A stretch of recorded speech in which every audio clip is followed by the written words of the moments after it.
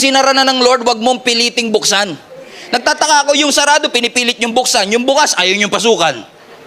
May binuksan na ang Lord ng mga bagong pintuan, bagong opportunity. You only have to step out of it and conquer your fear.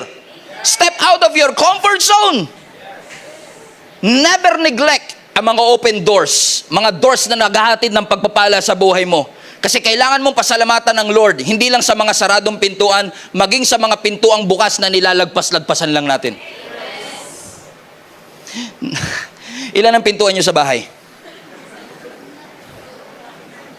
May kanina may sumagot, isa. Talaga? Isa lang? Paano kaya yun? Wala silang pintuan ng CR, wala silang... Natauhan din siya eh. So siguro yung iba sa inyo may pintuan sa harap ng bahay. May pintuan sa likod ng bahay papunta sa swimming pool.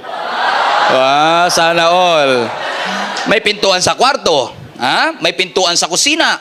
Ang dami. Siguro 4 o 6 na pintuan. Pero malamang marami sa inyo, hindi nyo nabilang yung pintuan ng cabinet. Hindi nyo nabilang yung pintuan ng refrigerator. Pag binubuksan ng refrigerator, nabubusog ka. Pero nilalagpasan-lagpasan lang natin mga open door na naghahatid sa atin ng pagpapala. Mas grateful lang tayo dun sa mga pintuang nakasanayan natin. Pero maraming pintuang binubuksan ng Lord. Hindi ka makakapagbihis pag di mo binuksan ng cabinet. Hindi ka makakakain pag di mo binuksan ng refrigerator. But those doors, underappreciated, but God is using to bring the blessing to you. And we should be grateful to God for that. Hindi yan masusuklian ng kahit ano pa man. Gawa ng Diyos ito. Kalooban ng Panginoon at gusto at nais ng Panginoon na kung tayo man ay maglalaan ng ating panahon, maganda ito. Maganda maglaan ng trabaho, ng para sa trabaho, pero yung para sa pamilya mas mahalaga. Yun yung mga bagay that will last. Yung memories, yung pera mawawala, yung memories habang buhay na nandito is invest more on those things that have eternal value. And continue to believe the promises of God in your life. Minsan yung gusto mo at saka yung gusto ng Lord hindi magkasundo. In fact, napansin ko to sa maraming Christians. Sa maraming Christians nowadays, nakakala nila, porket pangarap nila, kalooban na ni Lord.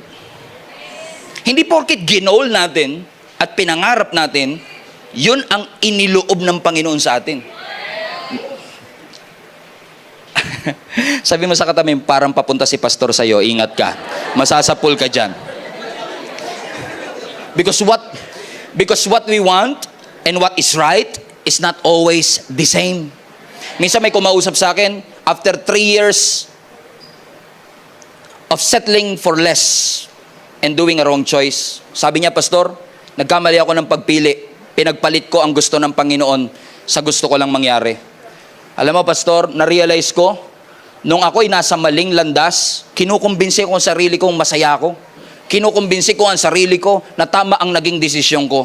Sabi ko sa kanya, alam mo kapatid, pag nasa tamang choice ka, hindi mo na kailangan kumbinsin ang sarili mong masaya ka. Kasi sa tamang choice, laging mayroong joy, laging mayroong peace. You're going to be happy. You're going to experience peace.